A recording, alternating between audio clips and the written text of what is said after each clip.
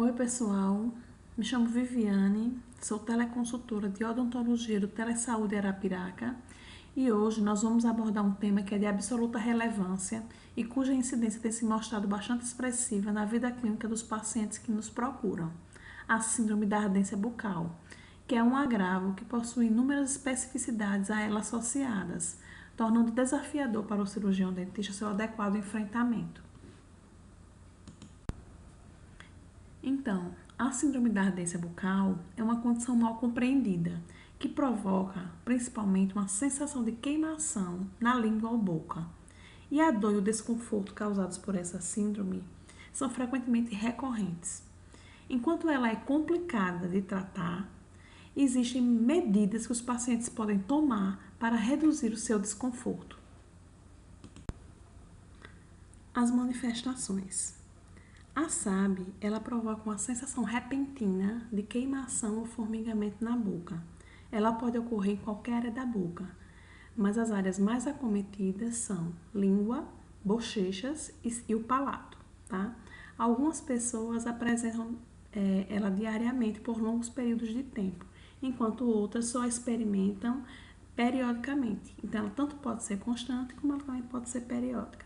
É uma condição bastante rara, ocorrendo em menos de 2% da população, e como os profissionais da saúde conhecem relativamente pouco sobre essa condição, ela pode ser, a princípio, difícil de diagnosticar e de tratar. A duração, ela pode durar de algumas horas a alguns dias, ela é indeterminada. Como também ela pode começar de repente, desaparecer e recomeçar vários meses depois. Algumas pessoas que têm a SAB, elas podem sentir um aumento de dor ao longo do dia, enquanto outras sentem alívio ao comer ou beber. Então, o início e a remissão não obedecem a padrões pré-determinados, como também a intensidade, que é inespecífica. A gravidade, ela varia muito de indivíduo para indivíduo. E alguns sintomas adicionais podem ser relatados, como dormência, xerostomia, que é a famosa boca seca, e alterações do paladar. A síndrome da ardência bucal, ela pode ser classificada por sua causa ou sintomas. Existem 3 tipos diferentes de SAB com base em seus sintomas. A tipo 1, que é onde a pessoa acorda sem a queimação, mas os sintomas aumentam ao longo do dia. É muito frequente em pacientes diabéticos, né, que apresentam com muita frequência mesmo a síndrome da ardência bucal. A tipo 2 é onde as pessoas apresentam sintomas persistentes durante o dia, mas não apresentam sintomas à noite. Coincide muitas vezes com pacientes que têm ansiedade crônica. E o tipo 3 os sintomas são intermitentes e podem estar relacionados a alergias alimentares.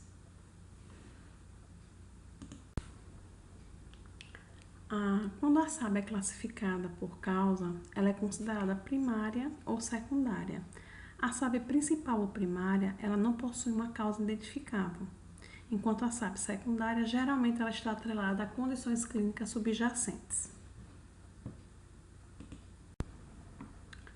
Algumas das possíveis condições subjacentes que podem causar a síndrome da ardência bucal incluem alergias, desequilíbrios hormonais, a boca seca, que é a xerostomia, o refluxo ácido, infecções bucais, e um exemplo é a candidíase bucal, medicações, fármacos, que alguns pacientes fazem uso contínuo, deficiências nutricionais como ferro, zinco, complexo B, ansiedade e diabetes. Então, a gente deve que observar que mulheres mais velhas, elas são mais susceptíveis a desenvolver a síndrome da ardência bucal. Isso pode ser explicado pela questão dos desequilíbrios hormonais característicos dessa fase, pela falta do estrogênio, e o estrogênio é um neuroprotetor do sistema dopaminérgico. E a redução dos níveis de dopamina endógena teria relação justamente com a ocorrência mais frequente no sexo feminino e pós-menopausa. E a dopamina é o hormônio do prazer e bem-estar. Por isso que também pacientes que estão com quadros de depressão e ansiedade tendem a ter mais frequentemente a ocorrência de síndrome da ardência bucal.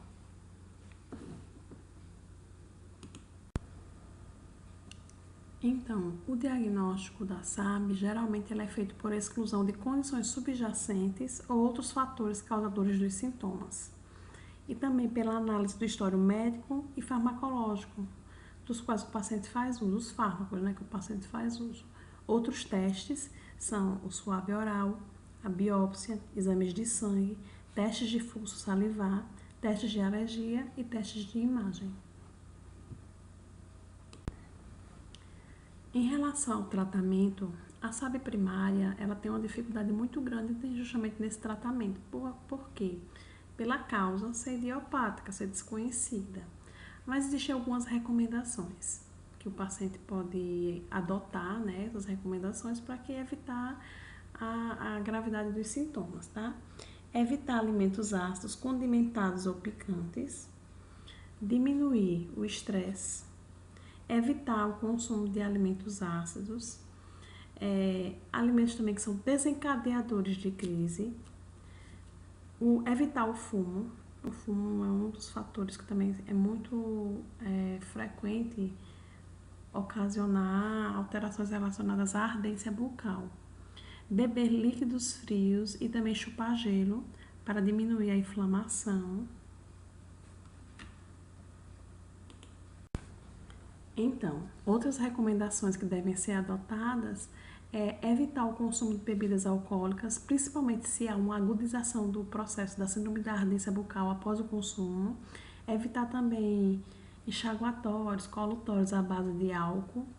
Em algumas situações se recomenda também fazer a troca do creme dental para ver se há alterações nos sintomas com essa troca, porque tem cremes dentais que têm mais agentes abrasivos que podem piorar a manifestação da SAB. Ingerir alimentos frios ao longo do dia é outra medida paliativa. Adotar uma dieta balanceada e a prática da atividade física, que está diretamente associada aos níveis de estresse. Em relação ao tratamento da SAB secundária, os sintomas tendem a desaparecer com o tratamento da condição subjacente a ser tratada, né? Então, por exemplo, pacientes que têm refluxo ácido, o tratamento seria o uso de antiácidos ou bloqueadores de bomba de prótons, como por exemplo o omeprazol, e recomendações de alterações dietéticas, evitar o consumo de alimentos gatilho, né? Outro exemplo, o paciente com candidíase bucal. Então, o uso da medicação, a SAB revertida ao término do tratamento. A xerostomia, sugestão de suplementos vitamínicos, uso de saliva artificial e aumento da ingesta hídrica. Então, e pode-se também avaliar, junto com a estomatologia, a prescrição de cialogogos para aumentar, né, a produção da saliva e diminuir esse inconveniente que está associado com o surgimento da SAB também. Um cálculo que facilita muito o consumo de água diário que cada paciente deve fazer, cada indivíduo, é pegar a quantidade de 25 a 50 ml de água e multiplicar pelo quilo de peso, por quilo de peso. Essa formulazinha vai dar a quantidade de água que deve ser ingerida pelo paciente durante o dia. Então, ainda sobre o tratamento, uma atenção bem característica que a gente deve prestar muito atenção mesmo, é um diagnóstico adequado. Porque esse diagnóstico adequado é que vai proporcionar o emprego do tratamento mais indicado e o gerenciamento desses sintomas da síndrome da ardência bucal. Algumas outras sugestões de enfrentamento da síndrome da ardência bucal seria o tratamento multiprofissional. Então, associar com o endocrinologista, ginecologista, psicólogo, psiquiatra, justamente pelo componente psíquico que está associado e pela questão dos desequilíbrios hormonais. Por isso que esses outros profissionais devem ser também contactados, né, para fazer essa abordagem múltipla do paciente. Uma outra orientação é o consumo de maçã com gotas de limão, que já foi assim visto que diminui os sintomas associados. E o uso do gel de hidroxipropil, que é geralmente feito em farmácias de manipulação, para os casos mais severos em que o paciente relata um incômodo muito forte. Então, pode-se fazer uso nas mucosas, nesses casos mais severos. Então, a SAB, ela é um desafio para o enfrentamento, né, pelo dentista.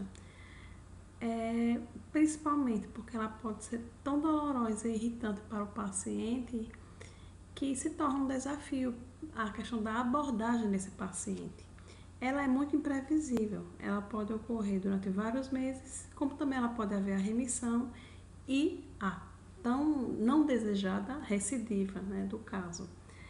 E ela não é fonte de grandes complicações, mas ela é fonte de incômodo. E a gente sabe que o paciente, quando está incomodado com uma situação como essa, ele vai voltar para o enfrentamento, né, do profissional várias vezes. Por isso que a gente tem que estar preparado para recomendar algumas medidas paliativas e tornar menos doloroso esse processo, essa problemática para o paciente portador da SAB.